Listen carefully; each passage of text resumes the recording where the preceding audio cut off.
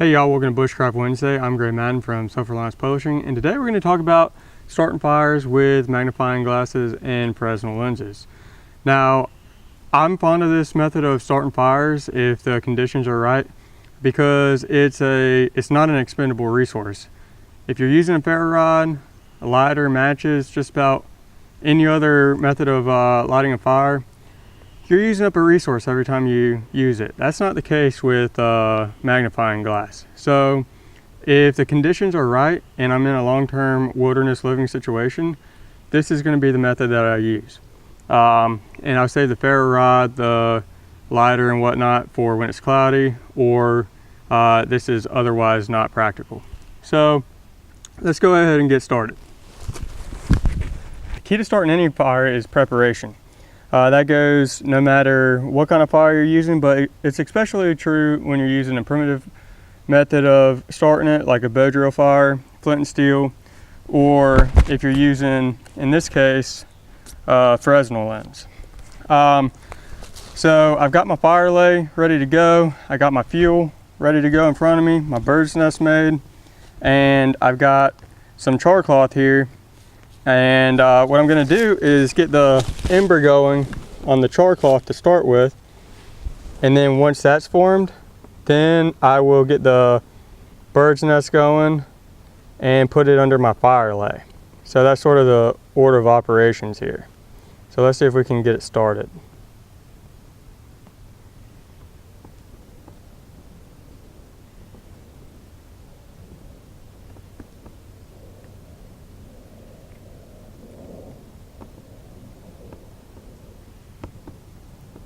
All right, the char cloth has taken.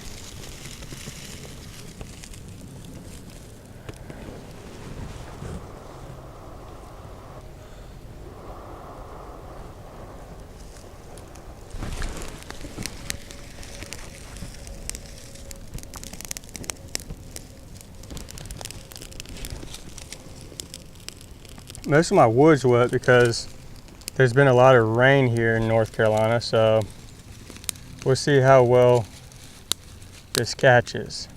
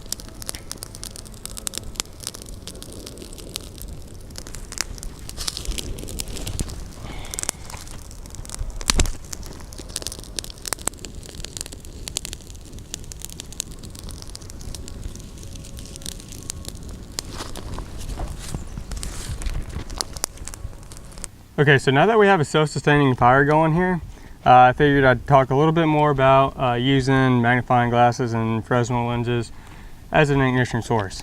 So you just saw the entire process of me getting this thing started. You didn't see the preparation. I did that off camera as far as getting my tinder bundle made, the bird's nest, setting up my fire lay, gathering materials and whatnot. Obviously that took long, but when it came time to actually start the fire, that went really quickly. So this really is a good technique if the conditions are right.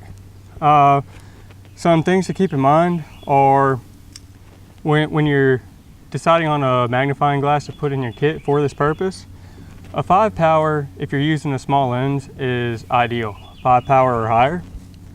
That being said, it's got more to do with the size of the lens, the area of the lens. So if you've got something that's a 3-inch diameter or so, something like this, that's going to be a pretty decent size for you. This is a Fresnel lens that I used to get this one going with, and I believe this one is just a 4 power. So the 5 power is not a hard and fast rule, but if you're purchasing one to use to put in your kit as a fire starter, you might as well look for something that's a 5 power or higher. Not a whole lot I can say about it. If the conditions are right, it's sunny, you're building it where you have access to the sun, not under a bunch of trees, this would be my go-to, just because, like I said earlier, it's not an expendable resource. You can use it time and time again. Sunlight is free. It'll be around forever. And the only other thing I used was char cloth, and you can remake charred material out in the wild, so that's not really a concern of mine. Well, I hope you found this video helpful. As always, I appreciate every like, every comment, and every subscribe. Thank you for watching, and we'll see you next time.